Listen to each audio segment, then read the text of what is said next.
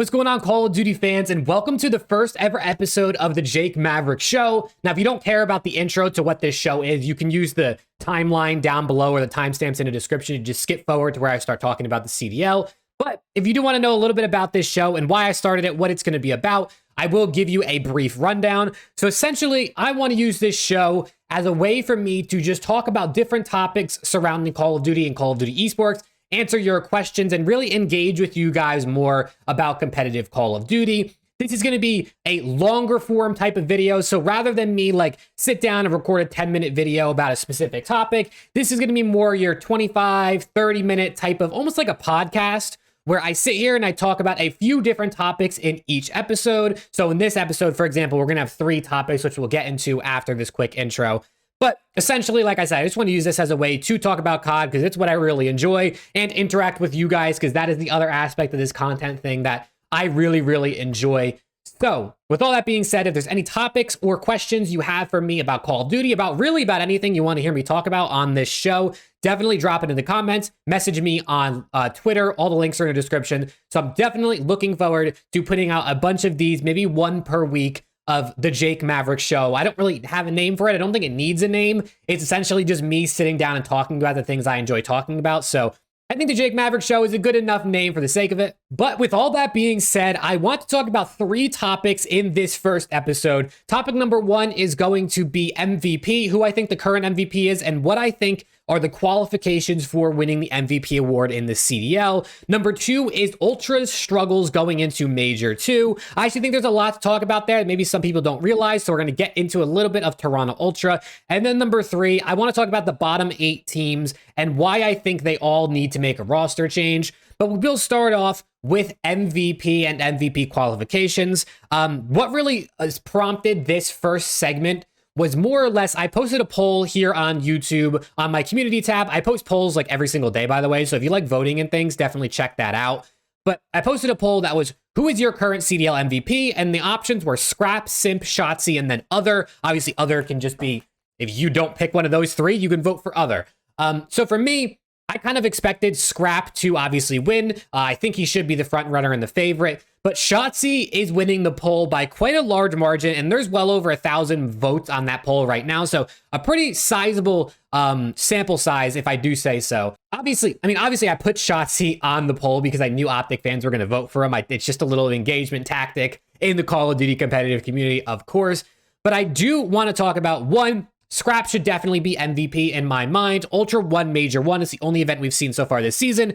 To me, Scrap should have won the MVP of that event. Obviously, CleanX won it. But throughout Major 2, Scrap has still been the best player on the Toronto Ultra. In Major 2, he's been by far the best player on Toronto Ultra. And I think has been the best player in the game over the course of the entire season we've seen so far.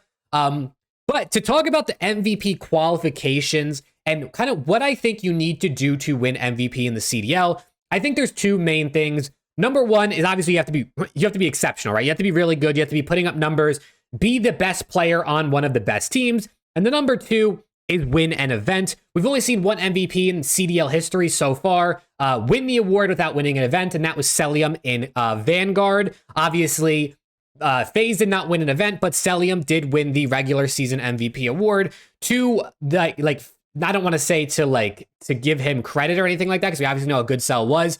FaZe were the best team in the number 1 team in CDL points, obviously, for the regular season. They got 3 seconds and 2/3 or something like that in the regular season. So they were a top 2 team the entire season, and Celium was the best player in the game, in my opinion. So I understand why he won that.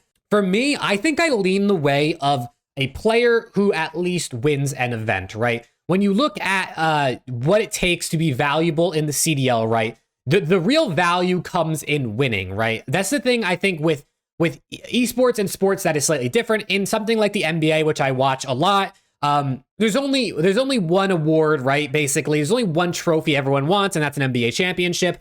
But that's in the postseason. So when it comes to regular season, it's strictly just based off of the 82 games they play of their regular season. But in Call of Duty and esports, we have different majors that are a part of our regular season. So in order to be the most valuable player, I think you need to win at least one event. If you look last year, I thought aBeZy was by far the MVP up until Major 5, and then Hydra and New York Subliners obviously won Major 5. So Hydra had 2 wins, aBeZy had 1, and Hydra was putting up exceptional numbers. So for me, that second win is what solidified him as my MVP, and probably why for most people, Hydra did end up taking the MVP award in MW2.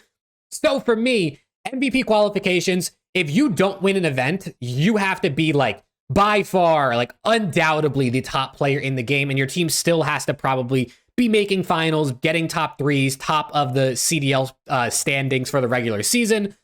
But I still am going to lean the way of the guy who wins an award, and that's why right now, like I said earlier, Scrap is currently my MVP. Now let's move on and talk about the Toronto Ultra, because I don't really think this is being talked about enough.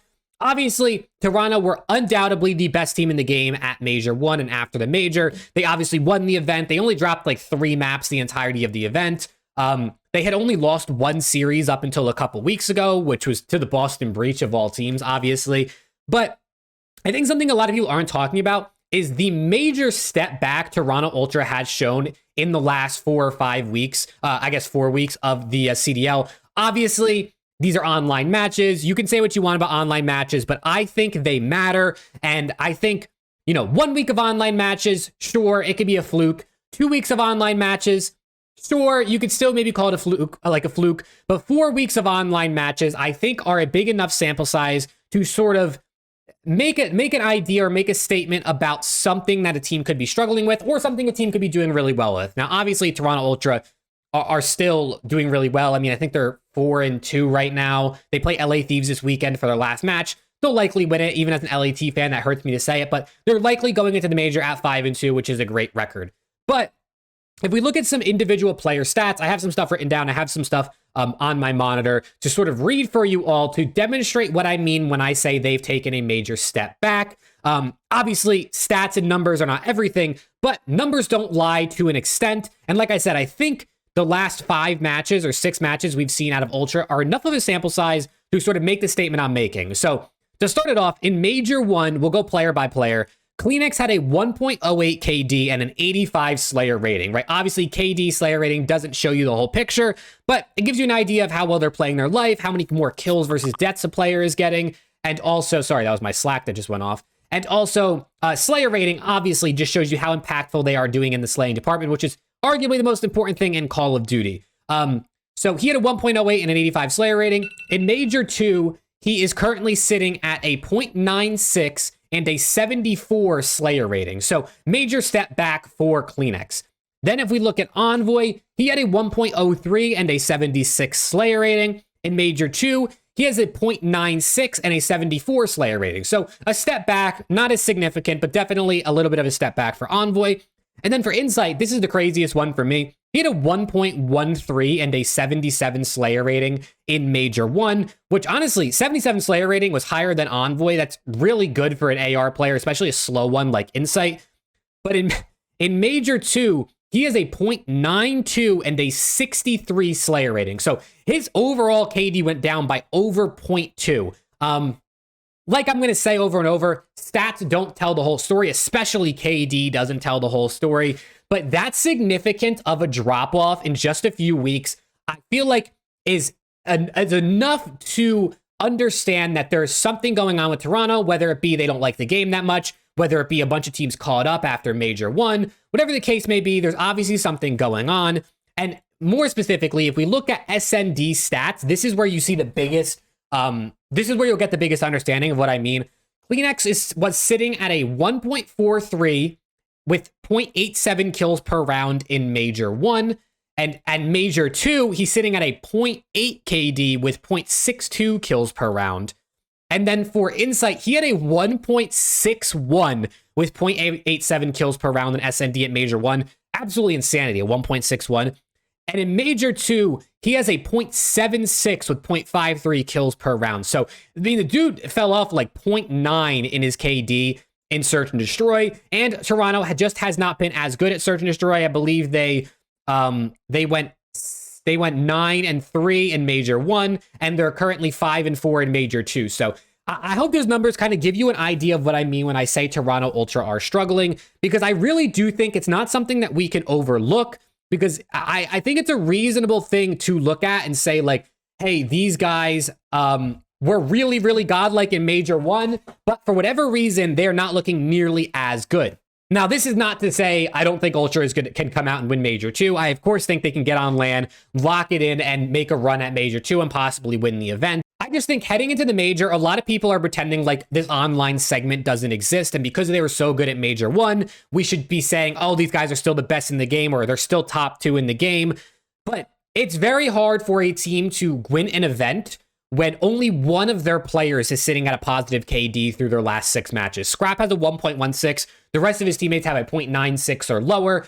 Like I said, KD isn't everything. Scrap is a phenomenal player, but you're going to need to see probably at least 3 of your players putting up above a 1 KD if you want to win, especially considering how good FaZe and New York and even Optic look right now. So for me, if I'm an Ultra fan, I am worried a little bit. I know a lot of Ultra fans feel really good about their team, as you should, but I do think it's undeniable that they have taken a step back, at least in the individual performances. And I think we have seen that a little bit, being as they lost to FaZe and Optic, 2 teams that a month ago we would have said they were definitely beating every single time they played them. But this is COD. This is how it goes early in the season. Teams get ahead, and then other teams catch up as the season goes on. Players have ups and downs. The Ultra might not be enjoying the game as much as they were in Major 1. There's a lot of factors that can go into how good your team performs. But heading into LAN, I would still feel pretty confident about Ultra definitely getting top 4 at the Major. And last but not least, the third thing I want to talk about in this first episode of the Jake Maverik Show, it's kind of weird saying like my name like that, my username, but it is what it is. I want to talk about why I think the bottom 8 teams need to make roster changes. And I honestly think they need to make them sooner rather than later. That might be a hot take. I doubt we see any teams make a change before Major 2, but honestly, especially for most of these teams, I don't think it would hurt them in any way, shape, or form. If we look at this overall standings that I have on my screen right now, the difference between 4th and 5th place, right? New York Subliners are in 4th place in the overall season standings, and they're sitting at an 80% match win rate. They are 12-3 as their overall record. And the Minnesota Rokkr are number 5. These are 6-11 with a 35% match win rate. So the difference between New York and Minnesota Rokkr is essentially 6 to 7 wins between Rokkr taking over that 4th spot, let's say, from the New York Subliners. So that just goes to show you how top heavy the league is. And for me, the bottom 8 teams, not only are they obviously not competing with the top 4, but it is so much of a coin flip between them as to who is going to win every single time they match up. Like, genuinely speaking, if Minnesota faced off against Ravens, if LA Thieves faced off against Boston, if Miami faced off against Legion, like, it is hard to confidently pick a winner in those series, right? Like, obviously there are teams like Legion, like Thieves, who I think have looked stronger in recent weeks, but as a whole, genuinely anything can happen in these matchups between the bottom 8, and that's why I think they need to make a change. Of course, the end goal in Call of Duty or in anything, sports, esports, whatever, should be to want to win, but with how top heavy and stacked the talent is on the top 4, I think a lot of these bottom 8 teams understand that it's going to be, 1, really hard to win, and 2, they need to stack up the talent or find consistency in a way that will almost guarantee them top 6 finishes, because at the very least, you get yourself a champ spot. Maybe you can make a miracle run at COD Champs, you never know, or you get more prize money, because more money is never going to hurt. I mean, as a player, of course, the money is a nice bonus on top. So if I'm any of these teams outside the top 4, I'm looking at my current roster, because most of these teams at the very least have been running with this roster for a few weeks, if not longer. I'm looking at my current roster, figuring out where the weak points are, and getting that first dibs on challengers talent that I think can at least solidify me in the top 6 and make me consistently win my matches versus these bottom teams, even if it's at the expense of me losing against the top teams, because I mean, it's going to be hard to beat them anyway. I think a fun exercise real quick could be to go through every single team in the bottom 8 and let you know what move I think they should make, or like who I should think they should drop. Minnesota Rokkr, we'll start at from 5 and work our way down. Minnesota Rokkr, I think it's Awakening. I don't think anyone disagrees with me for the most part. He looked okay on land, and obviously they made that good run to get top 4 at Major 1, which I think is why this team is still sticking the way it is. But I think you get rid of Awakening. You got to get someone that's more consistent in slaying and just honestly can make better plays. I feel like I watch Wake and he's either looking the wrong way, like not getting trades when he should, not like getting on the point when he should. Like, I feel like there's just so much that's not working for him. So whether it's this game, it's the team's strategy, I don't know what it is, but I would probably get rid of Awakening. You could even argue Vivid as well, but I think Vivid has had some pretty high highs this season. Then for the Seattle Surge, I mean, they're a catastrophe. Obviously, the Illy situation is puts a bit of a kink in their season, which is maybe something that they didn't expect to happen. But I mean, I think RCDs could go. I think Brezzy, he's only been around for a couple weeks. Maybe you want to give him Major 2 just to get some land experience under a belt, see how he performs. But he honestly hasn't been good other than like 1 or 2 maps here and there. Hugin and Abuza, I think, have been solid enough to retain their spots, though. For the Miami Heretics, I mean, honestly, this team, it could go as much as 1, maybe even 3 changes. Who knows? I think at the very least, Vickle and Metals are a good duo to build around. Like I said, with Seattle and Brezzy, I think the same thing applies here for Eric Boom on Miami. Maybe you give him the Major to kind of see how he performs. Maybe he gets more comfortable. It's only been a few matches, or like 6 matches that they played, or 5 matches that they played. But yeah, I also think Lucky. I think Lucky was good at Major 1, hasn't been as good at Major 2. Maybe you can move on from him as well. I think, honestly, at the very least, maybe you bring Real in once his visa is sorted out, since they signed him as a sub player, and just see if he's any better, because he had some bright spots when he played for Ravens very briefly in the beginning of the season. Then for the Las Vegas Legion, I think Legion and Thieves are the 2 teams that maybe don't have to make a change right this instant, or at least I wouldn't say like you have to if it was up to me. For Legion, though, I do think the obvious move would be to move on from Purge. Purge has stepped up incredibly, honestly, from Major 1 to Major 2. I mean, he's done all of his stats look better. Legion are playing better. And I do think they look like they play pretty well. Purge is in the right place at the right time. He makes winning plays. But if you brought in someone that was a bit more consistent slaying-wise, especially in Respawn and especially in Hardpoint, they wouldn't be coming down to the wire and requiring these clutch plays out of him at the end of games. I could see Hixie working great on this team, honestly. I think Hixie plays a similar role to Purge, where he can be an SMG player, like a second SMG, that can obviously be in the right place at the right time, make game-winning plays, and I think can slay a bit more consistently than Purge. The only thing, honestly, is I don't know how good Hixie is with an AR, and obviously with him and Nero as a sub-duo, one of them would have to flex with an AR on maps like Invasion, and you know how it goes on this game, obviously. For LAG, I mean, honestly, you could blow up the whole roster at this point. It doesn't even matter. These guys are so awful. Maybe I think you could keep Diamond Con, and maybe an argument for Estriel or Fame, but honestly, just blow that thing. Just blow that thing up. Who really cares? For LA Thieves, same thing I said for Legion. They don't need to make a change, but I think Afro is the obvious one that you can make a change for. Maybe you bring Joe DeCease back in to see if there's more consistency in the respawn. But as a whole, I mean, Afro has his highs and he has his lows. I do think there is a change that could be made there to make Thieves consistently a top 6 team. But for now, I guess you just see what happens at the Major. For the Ravens, it's got to be Fellow. Fellow just has not been really good. The slaying is not there. The consistency is not there. It's going to be hard to win when you got a guy dropping like 0.7s consistently. I love Fellow. I think he made this team better when he first came in, but I think it is probably time for them to move on from him. And then last but not least, it is the Boston Breach.